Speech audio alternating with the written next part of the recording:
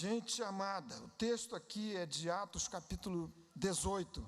No ano passado, várias vezes a gente falou daqui, especialmente em cima do texto da primeira carta de Paulo aos Tessalonicenses, da igreja idealizada pelo Senhor por nós, na expectativa da gente compreender quais são os sonhos de Deus com respeito à sua igreja.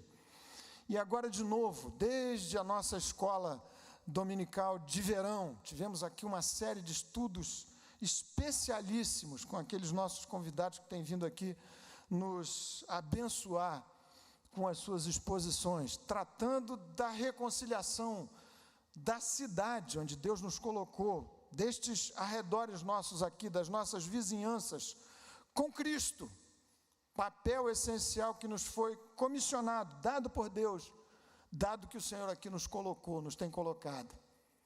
Agora, durante o mês de julho, hoje a gente encerrou, não pude participar, mas sei que foi bênção pura, graça de Deus nos visitando aqui com a exposição do presbítero Ângelo, encerrando, fechando essa série de estudos sobre o nosso silêncio culpado, a propósito e a respeito da evangelização.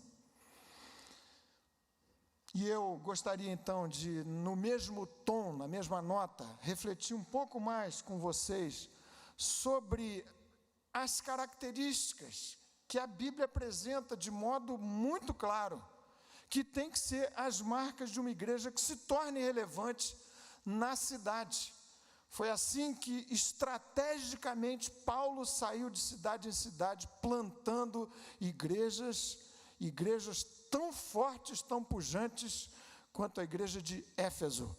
Atos capítulo 18, que nos dá conta aqui do início da plantação dessa igreja. De fato, um pouquinho antes do texto que nós vamos ler agora a partir do verso 24, já no encerramento da sua segunda viagem missionária, Paulo fez uma paradinha rápida, uma espécie de pit stop bem rápido ali em Éfeso, para ali evangelizar, começar a anunciar o evangelho de Jesus. Mas na sua terceira viagem missionária, ele passou mais tempo, possivelmente 3 anos, evangelizando, ensinando, pregando. E dessa história maravilhosa do registro de Atos, capítulo 18, capítulo 19, capítulo 20, saem características muito claras do que tem que ser aquilo que marca a minha vida, a sua vida, nós, como igreja do Senhor, plantados aqui na cidade de Niterói, aqui no estado do Rio de Janeiro. Essa semana eu recebi 2 vídeos, Marcos Simas, Marcos, pode continuar me mandando esses vídeos naquela qualidade. Jorginho, nosso querido presbítero, também circulou o mesmo vídeo, reflexo, ecos do Congresso de Lausanne, desdobrado na forma daquele ajuntamento bendito, pastor Vanderlei e outros aqui da igreja participaram em 2010, lá na cidade do Cabo. E entre outros temas, esse foi um tema central. Porque a igreja na cidade, tal como nós aqui em Niterói, é tão central, é tão estratégica do ponto de vista do desdobramento da sua missão, do avanço do reino de Deus. O que é que, afinal de contas, há de especial e há de especialíssimo nessa geografia da cidade, de uma igreja assim? E, nesse sentido, esses argumentos simples aqui não são inéditos, porque são sacados dessas discussões todas, como a gente tem pensado e refletido aqui nesses últimos meses, na vida da nossa igreja, aqui, fato a que eu me referi há pouquinho. Mas vejam só, que história maravilhosa. Atos capítulo 18, verso 24 em diante. O texto diz assim: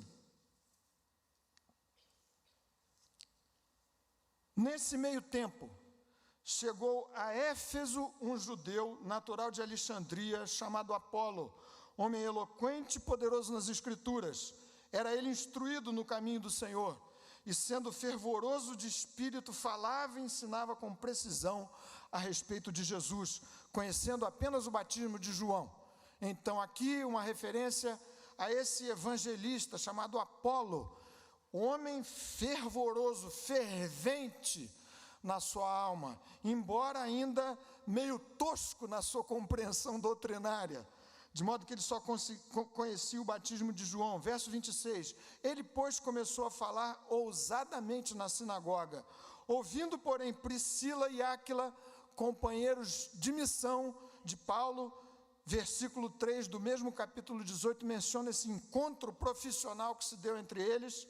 Ouvindo, porém, estes dois, Priscila e Áquila, tomaram-no consigo, e com mais exatidão lhes puseram o caminho de Deus.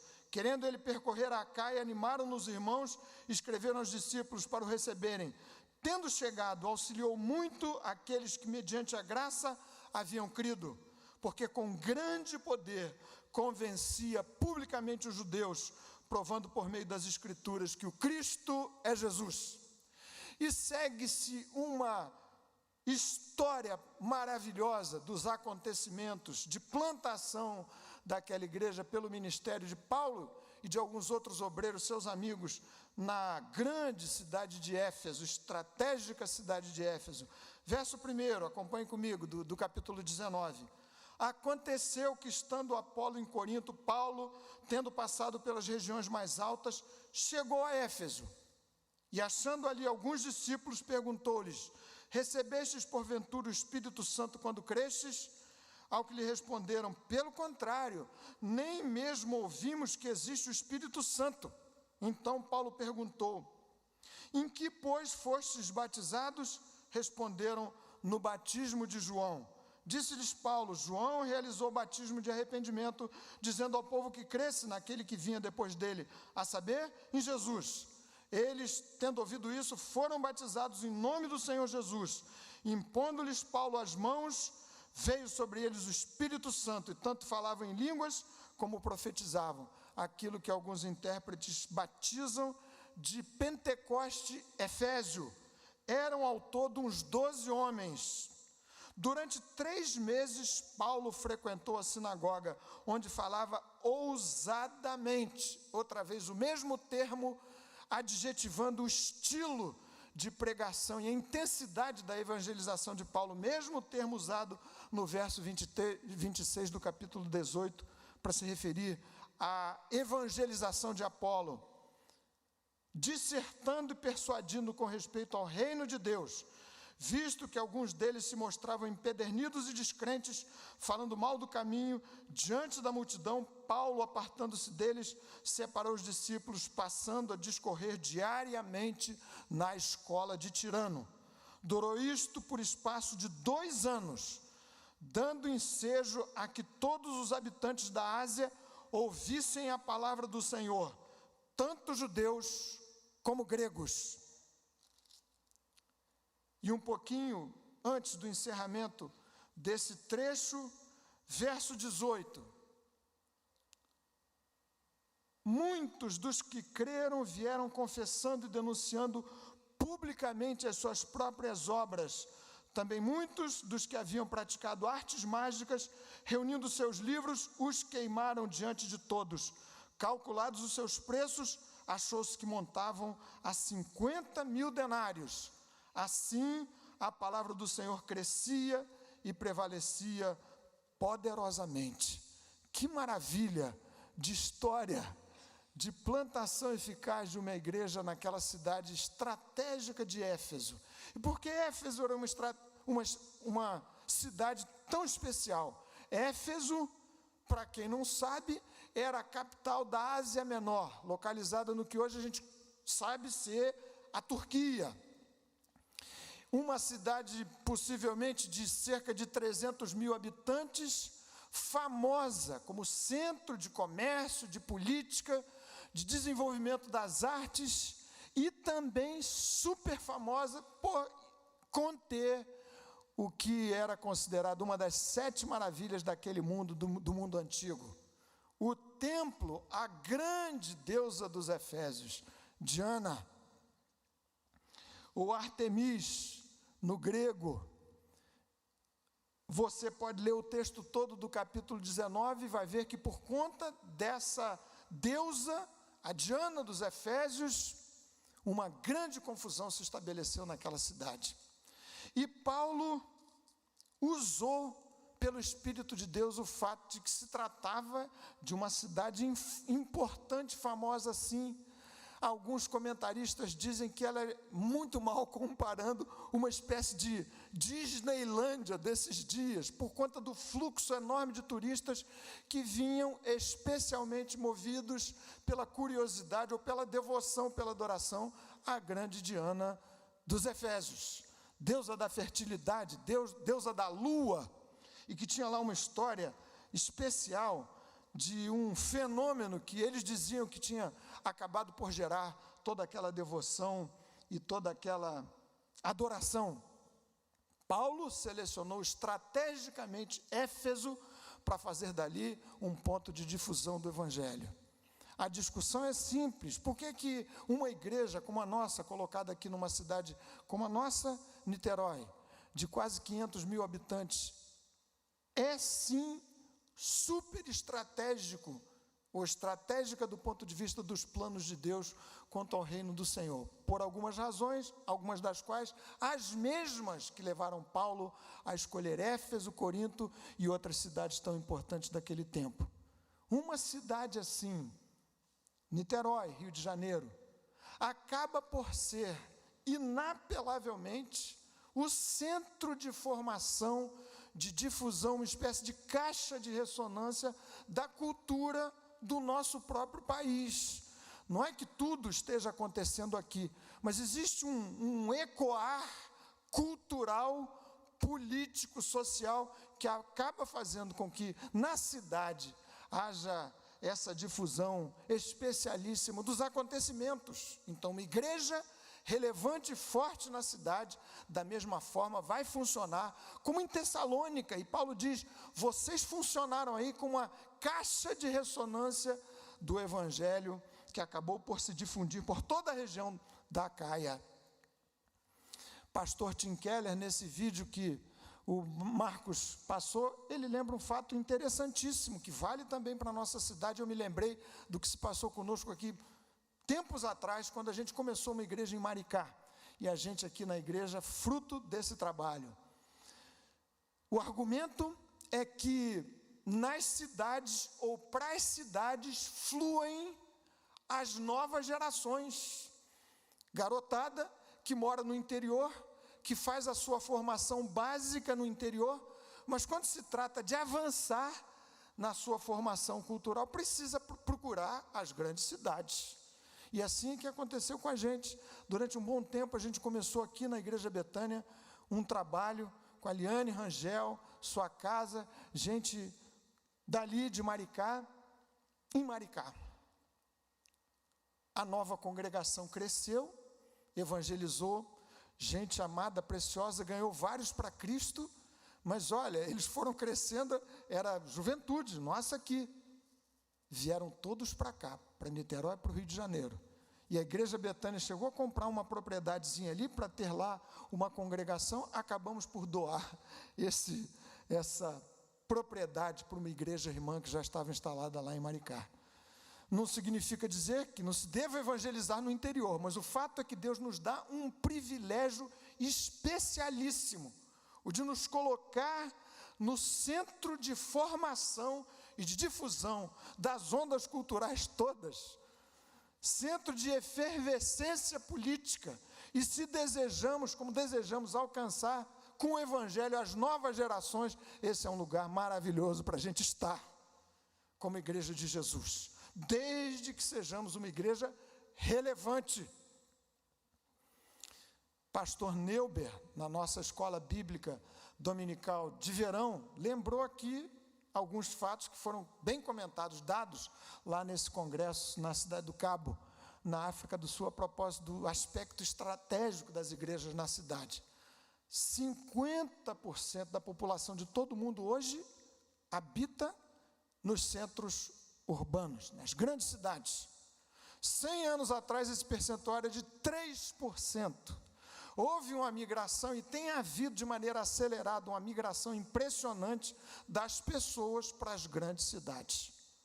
Significa dizer que Deus me colocou, e a você, num ponto-chave do ponto de vista missiológico, do ponto de vista missionário. E Paulo naqueles seus dias, percebeu que evangelizar em Éfeso era plantar raízes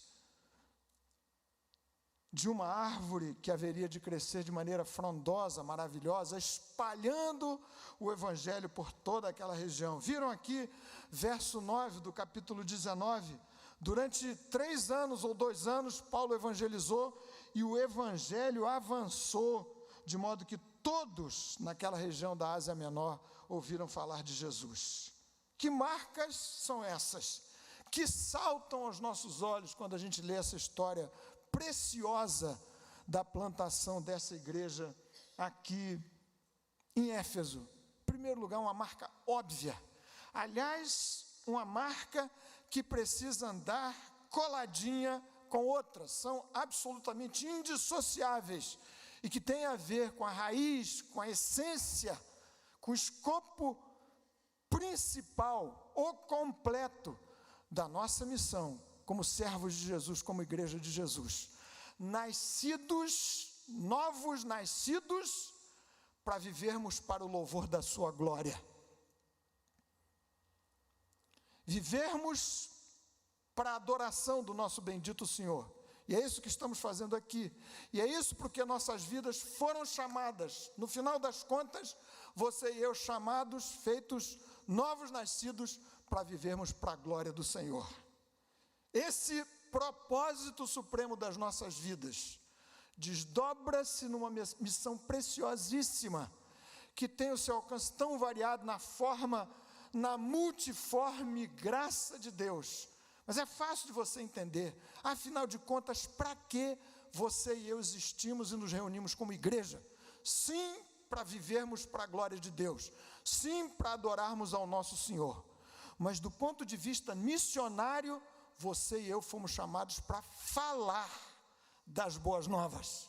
E é isso que andamos estudando insistentemente. Não podemos nos conformar com esse silêncio culpado. Marca preciosíssima, distintiva, que deu relevo e relevância à igreja em Éfeso, foi a marca de uma evangelização ousada. Apolo evangelizou ousadamente.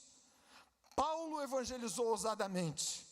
E essa evangelização ousada não lhes afastou de um compromisso missionário que tem que andar lado a lado com o exercício da pregação do evangelho, da verbalização das boas novas, contarmos a história da nossa própria redenção. Pedro escrevendo na sua primeira carta, no capítulo 2, versículo 7 em diante, você conhece o texto. Vós, porém, sois raça eleita, sacerdócio real, nação santa, povo de propriedade exclusiva de Deus, a fim de proclamardes as virtudes daquele que vos chamou das trevas para a sua maravilhosa luz. Chamados, eleitos, separados, a fim de anunciarmos as virtudes do nosso bendito Senhor. Evangelização ousada é a marca essencial de uma igreja que seja relevante numa cidade tal como Niterói. Mas perceberam, de maneira surpreendente, que não se pode pensar em missão, exercício missionário, sem a marca da generosidade, do serviço generoso. Vejam só um detalhe precioso no discurso de Paulo, reunindo os presbíteros já constituídos nessa mesma igreja que ele havia plantado em Éfeso. No capítulo seguinte, capítulo 20, versículo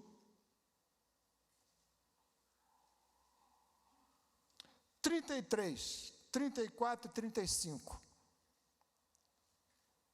Capítulo 20, diz ele o seguinte: de ninguém cobicei prata nem ouro, nem vestes. Vós mesmos sabeis que estas mãos serviram para o que me era necessário a mim e aos que estavam comigo.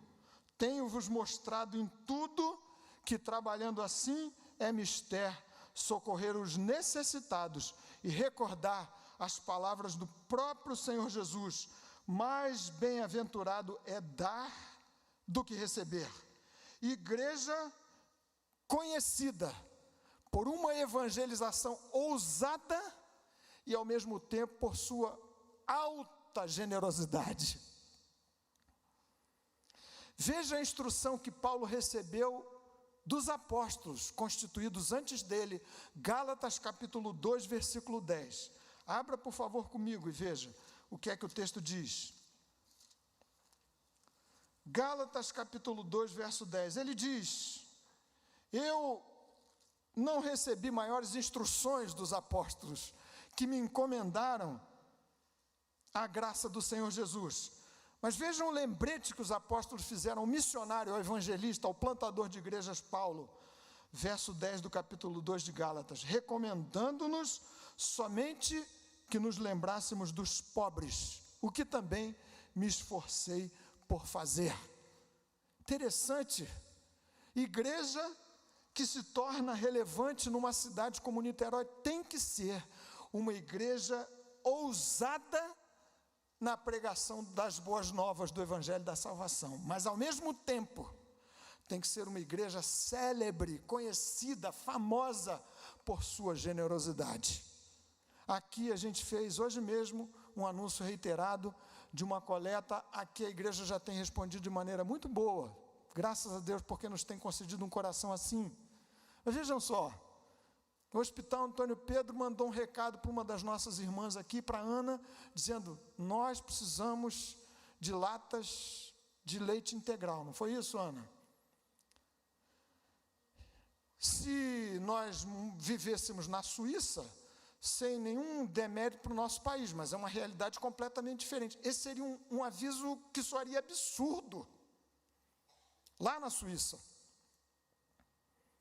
você poderia dizer o seguinte: mas afinal de contas eu já pago impostos, e paga bem, eu sei. Se não sonega, paga bem, e eu sei que você que é crente não sonega. Isso é dever do Estado, do governo, da prefeitura, sei lá o quê. Mas Deus nos colocou aqui, nestas condições, nessa conjuntura.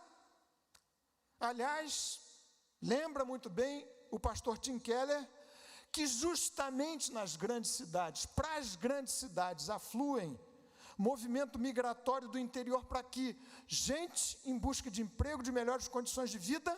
E sabem o que é que as estatísticas dizem do movimento no Brasil e no exterior das grandes cidades?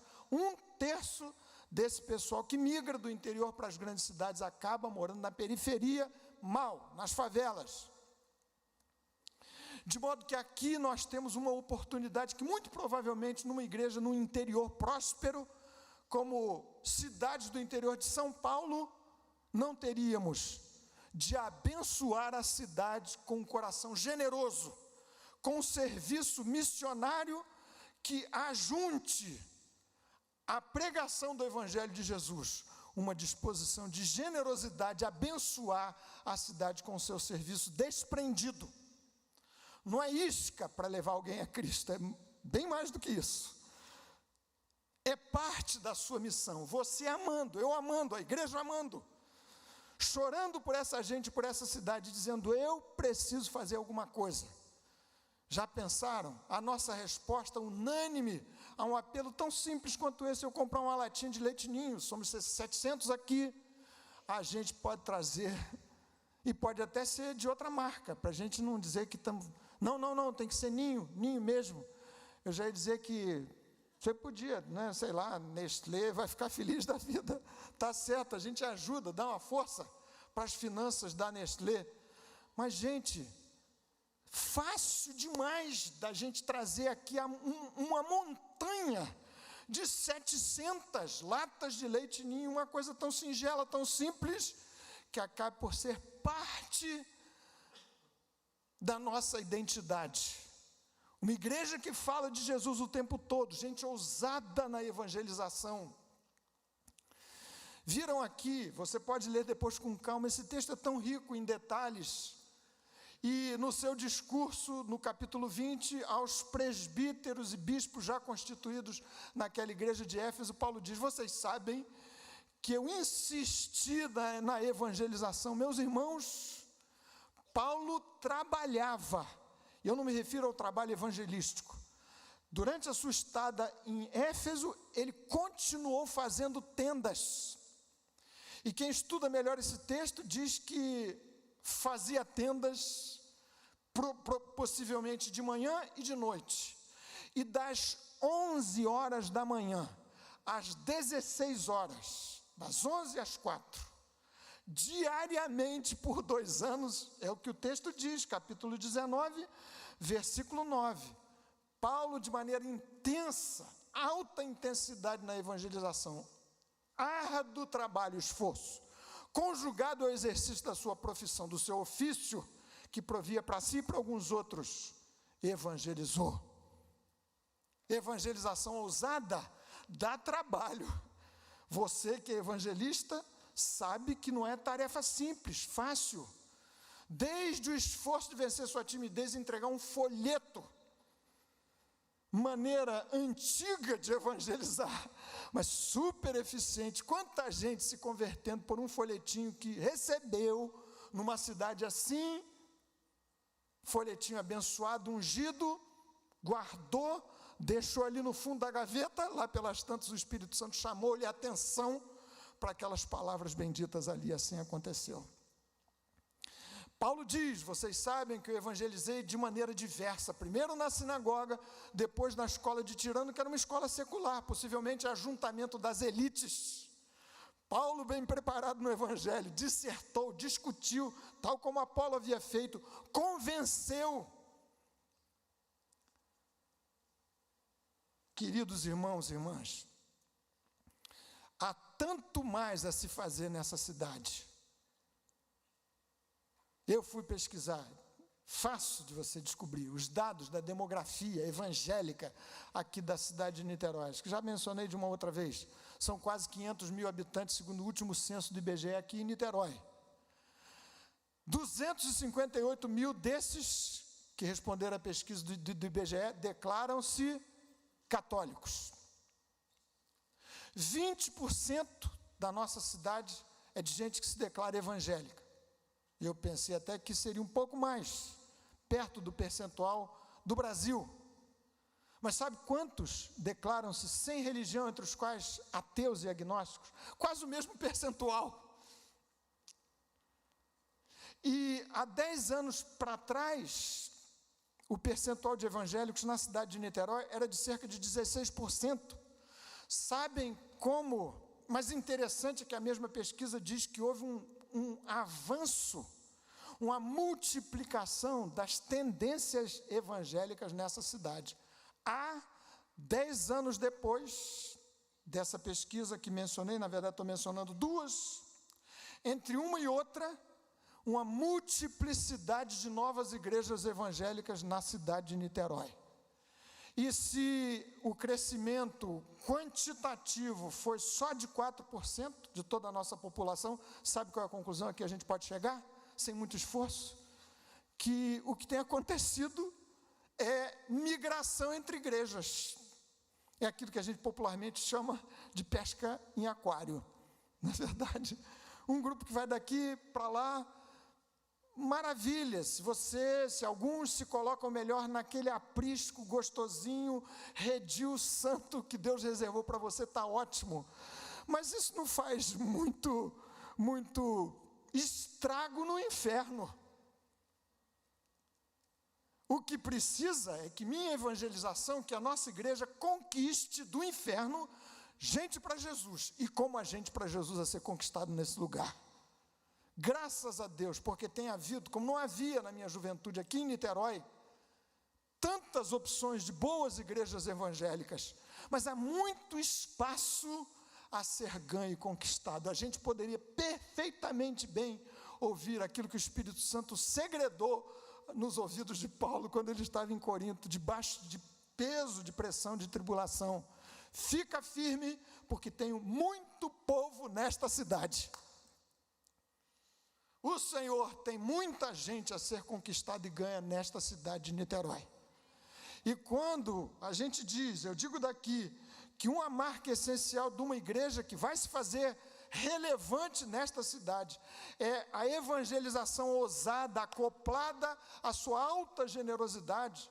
Eu não me refiro ao nosso CGC, a pessoa jurídica da Igreja Presbiteriana Betânia. É óbvio que igreja relevante somos nós, você e eu sendo ousado evangelista, onde Deus me tem posto, eu sendo ousado servo, discípulo do meu mestre, que foi capaz de lavar os pés e me deu exemplo para eu trabalhar da mesma forma. Paulo compreendeu que o seu esforço profissional tinha, entre outros propósitos santos e maravilhosos, o de abençoar outros com o seu serviço, com o seu socorro, com os seus recursos. Tem muito que se pode fazer, graças a Deus, porque por sua misericórdia, esta tem sido uma igreja tanto evangelista quanto generosa. Mas eu acho que você concorda comigo, que é preciso um salto gigantesco do ponto de vista daquilo que a gente tem experimentado de vida na evangelização ousada e no serviço generoso. Você não acha assim? Será que você concorda comigo? Amém. Há muito por fazer. Eu disse a vocês que ia abrir um pouquinho mais o coração. Nossos queridos visitantes não estranham, não, esse pastor estranho, chorão, falando aqui de economia interna da sua igreja, da nossa igreja. Mas não há mensagem mais maravilhosa que a gente precisa comunicar. Essa bendita história da redenção em Cristo. E de maneira especial, abrindo meu coração com vocês, torno a dizer, quando Deus me coloca aqui, não sei se por 1 mês, 2, 3, 10, não sei, mas numa condição diferente, que vivi décadas atrás, para me dedicar integralmente a esse serviço, a essa obra, minha impressão forte é de que a gente precisa de uma mudança dramática, porque o mundo à nossa volta mudou dramaticamente. E mais do mesmo não funciona. Pode ter funcionado no passado, agora é preciso retomar. E alguns me têm perguntado, qual é a ênfase da nossa igreja? O que é que a gente precisa? Eu acho que a gente precisa de uma volta ao básico, a começar por um exercício missionário que não terceirize o processo missionário. Não estou sugerindo que a gente faz isso, mas a gente pode ser tentado a fazer isso. Nossa igreja Betânia mantém ou participa da manutenção de mais de 30 missionários fora dessa região. É assim, dona Eliane, é verdade? Graças a Deus. E se depender de mim, depende de nós, a gente precisa ampliar essa carteira de missionários fora desse lugar. Entretanto, o foco missionário meu e seu, do ponto de vista pessoal como Igreja Presbiteriana Betânia, é este lugar, porque aqui Deus me colocou, o que não significa dizer fazer ou isto ou aquilo, fazer os dois. Deus me chama para contribuir, para orar pelo José Dilson, cujo coração está lá no Senegal Vida, por sinal que ele virá aqui nos dias 16 e 17, para a gente celebrar juntos essa maravilhosa libertação e vitória desse herói extraordinário que Jesus levantou nesses tempos. Vamos orar, contribuir, e assim a igreja faz. Mas sabe qual é a tentação? É me sentir tão feliz com um trabalho heróico, ousado, evangelista, de serviço generoso, que compreendeu que evangelizar é também assistir crianças, os pobres, os mais vulneráveis, servir, e ele assim tem feito por lá. E então eu poderia descansar dizendo, nós abençoamos o José Dilson, a gente contribui, a gente sustenta, a gente ora por ele, eu estou aqui tranquilo. O Senhor pressiona de maneira amorosa o meu coração, o seu coração, para lhe dizer, para nos dizer, temos que ser ousados na evangelização à nossa volta. Amém, gente?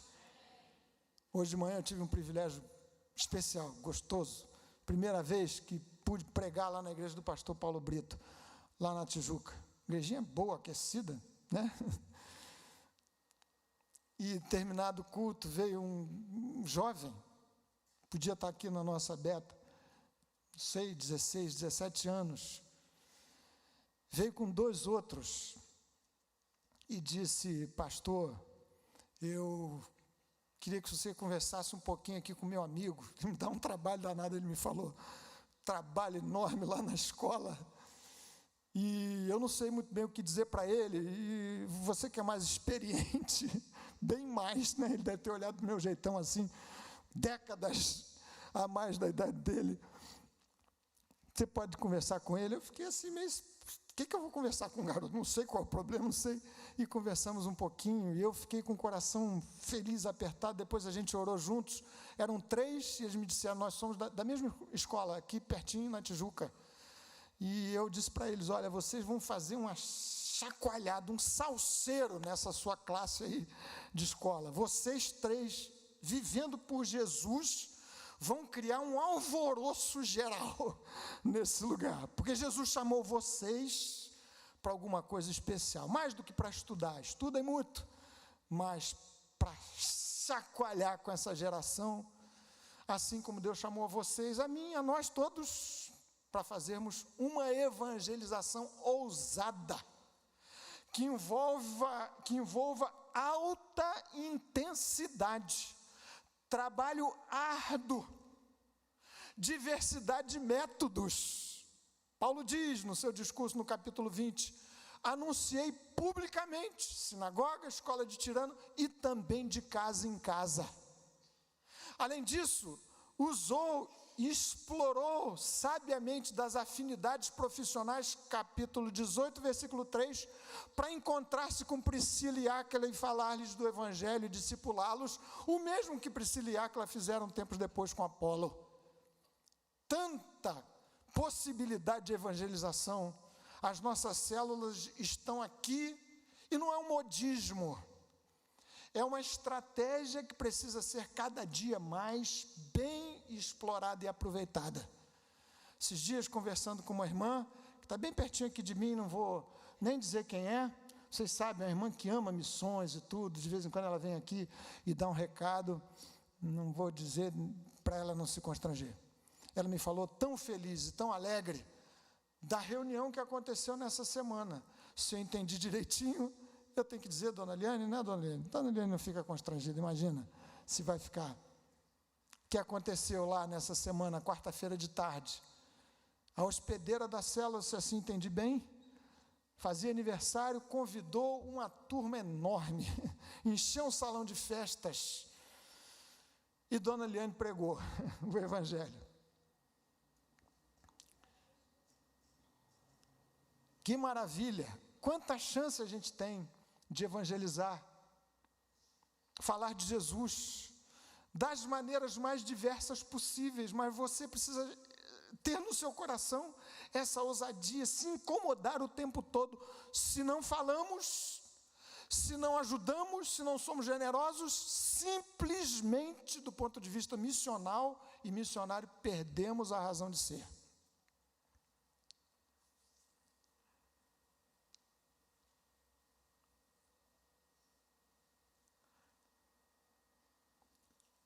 Uma segunda marca, a gente já orar, nesse texto que é tão rico, na descrição das marcas que fazem uma igreja numa cidade ser relevante. É uma igreja que alia paixão, fervor, ardor ao conhecimento profundo das Escrituras. Vocês perceberam o que aconteceu aqui com esse evangelista que principiou o trabalho missionário na igreja de Éfeso? Apolo, homem ardoroso, viram aqui, vocês viram comigo, acompanharam o texto. Verso 25 do capítulo 18. Era instruído no caminho do Senhor, sendo fervoroso de espírito. Homem fervoroso de espírito, que falava com ardor, com paixão. E se Paulo não fosse um apaixonado, aqueles seus colegas, Timóteo, Erasto e outros, seus companheiros, se não fossem dotados da mesma paixão febril no seu coração quanto ao nome de Jesus, ao evangelho que queriam pregar e pregavam ousadamente, ao serviço de assistência aos mais pobres naquelas cidades por onde passavam, Paulo não teria se dedicado de maneira tão árdua, tão dolorosa, dolorida, ele não teria exposto a sua vida ao risco de morte, se não fosse fervente de espírito no seu coração. Você pode ler depois com calma, você anota capítulo 3 de Neemias, descrição dos que com Neemias edificaram os muros. Existe uma referência a um edificador especial, Baruque. O texto diz, acho que é Neemias, deixa eu ver se acho aqui, Neemias capítulo 3, versículo 20. Baruque edificou com grande ardor. Com grande ardor. Muitos edificaram, mas Baruque edificou de maneira diferente, com grande ardor, com amor, com zelo, com paixão. Essa causa de Jesus, uma igreja relevante em Niterói, não pode prescindir de gente apaixonada, de gente que tenha febre, este desejo no seu coração, expresso por Davi no Salmo 63. A minha alma tem sede de Deus, do Deus vivo, o meu corpo te almeja. Meus irmãos e irmãs, me permitam dizer aqui o seguinte: se falta ardor na nossa alma, aliás, a denúncia do apóstolo João pelo Espírito Santo à mesma igreja de Éfeso, no capítulo 2 do texto de Apocalipse, é de que, embora prosseguissem firmes, faltava-lhes àquela altura a intensidade do primeiro amor. Uma igreja como a nossa, se for uma igreja blasé, mais para fria, sem fervor, sem ardor no que faz, na comunicação e na experiência do evangelho, não vai sacudir essa cidade, vocês não acham? Porque sem paixão a gente não faz qualquer tipo de agitação nesse lugar. E se falta fervor, se falta paixão, é de se perguntar, no limite, se não falta conversão, se não falta regeneração.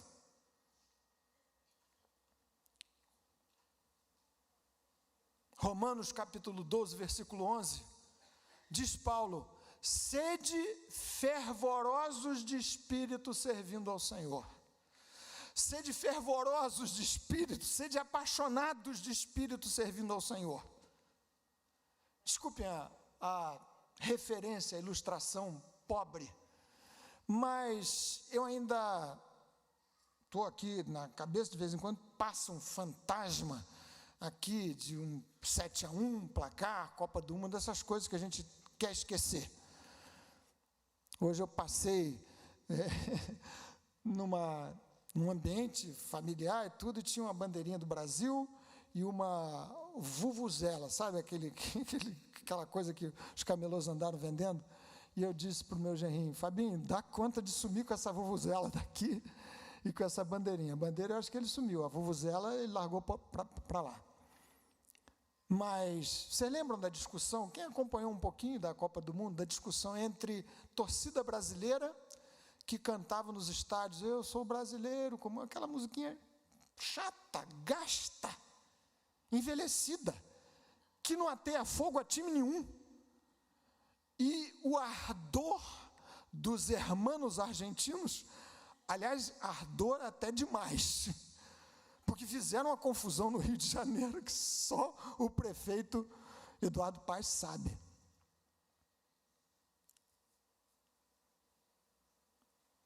Claro que a minha causa, a sua, nossa, de Igreja de Jesus, é muito mais nobre, não tem termo de comparação.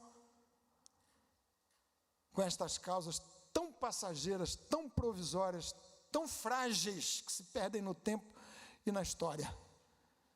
Há ardor a queimar minha vida e o meu coração, mas ardor sem profundidade nas Escrituras é alguma coisa que se perde no tempo, que não prepara você para os enfrentamentos sérios e graves de quem vive para construir uma igreja com relevância na sua própria cidade. Isso, Áquila e Priscila perceberam muito bem. Esse homem tem ardor na alma, instruído nas Escrituras, mas ele precisa saber um pouco mais. Você se converteu, entregou seu coração a Jesus e está pronto para falar de Jesus. Assim foi com o cego curado. Ele nem sabia exatamente quem o havia curado, deu testemunho de Jesus. Assim foi com o homem de quem o Senhor tirou uma legião terrível de demônios, falou de Jesus imediatamente, sem necessidade de aprofundamento bíblico nenhum. Mas você não pode parar nessa experiência inicial. Estes 12 discípulos citados aqui no capítulo 19 de Atos, da mesma forma, conheciam só o batismo de João. Veio sobre eles o poder do Espírito Santo quando ouviram de um batismo mais completo e definitivo. O batismo do Espírito que resulta no novo nascimento, na formação da nova criatura. Fervor com conhecimento da palavra de Deus. Gente amada, são tempos difíceis, você sabe disso. Muita informação de nível raso de profundidade. Como ouvimos daqui desse púlpito mesmo, nas nossas escolas bíblicas de inverno e de verão, nesse ano, se alguém quiser, nesses tempos de internet, consegue montar o cardápio ideal de cultos digitais. Você pega o melhor sermão e vai variando, vai montando o seu cardápio, como quem monta um cardápio, né? Num restaurante de primeira. Você pega os melhores momentos e monta e fica na boa.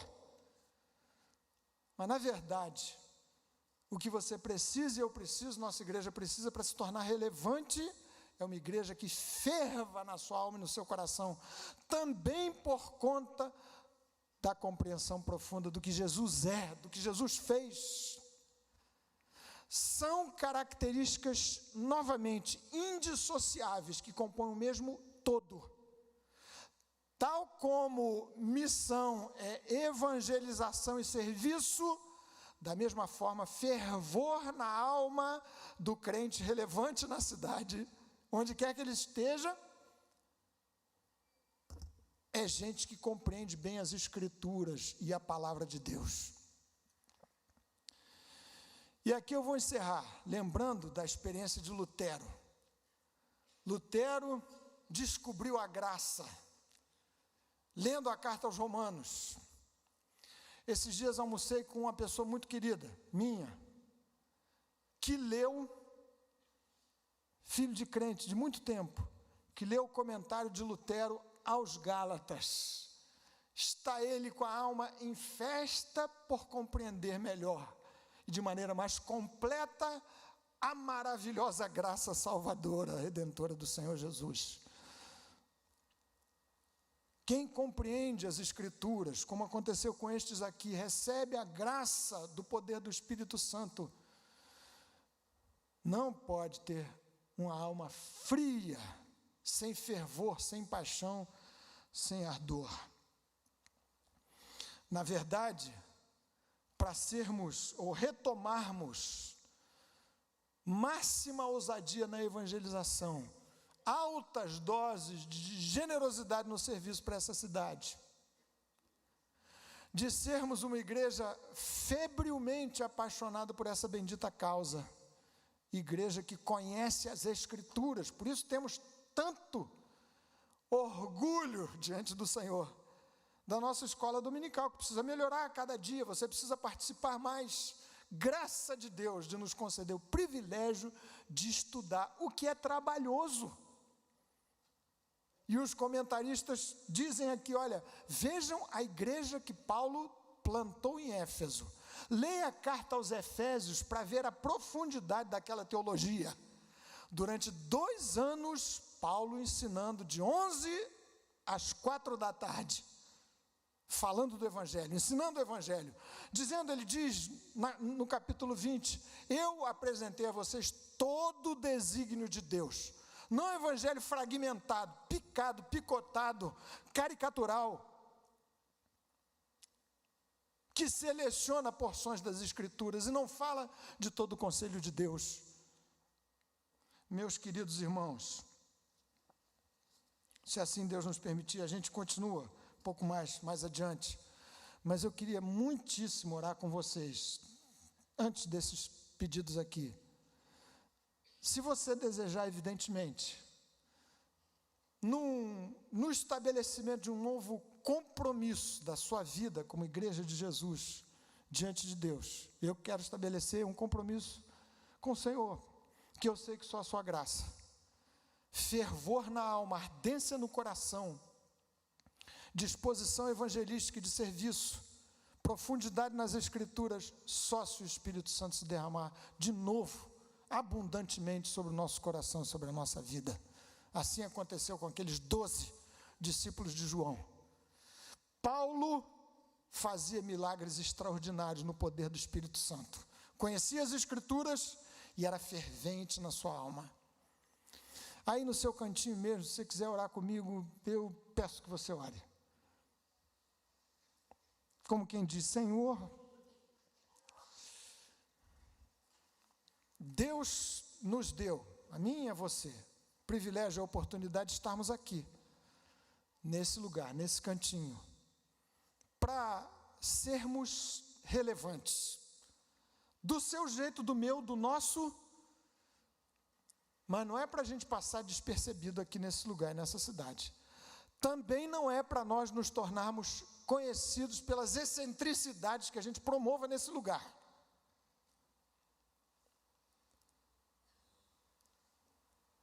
É porque identifiquem na nossa vida gente que fala ousadamente do Evangelho.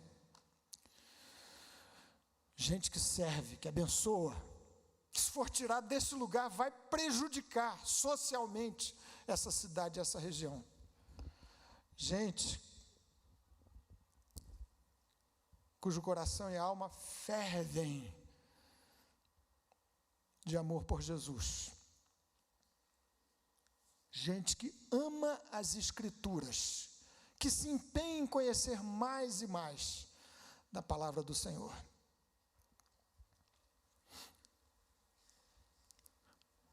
Senhor, ó Deus, movimenta-nos o coração e a alma, de maneira nova, inédita. Sacode, ó Deus bendito, o nosso coração, as nossas vidas, a nossa igreja, para darmos um salto de qualidade espiritual, que em todas as coisas celebre e glorifique o teu nome neste lugar.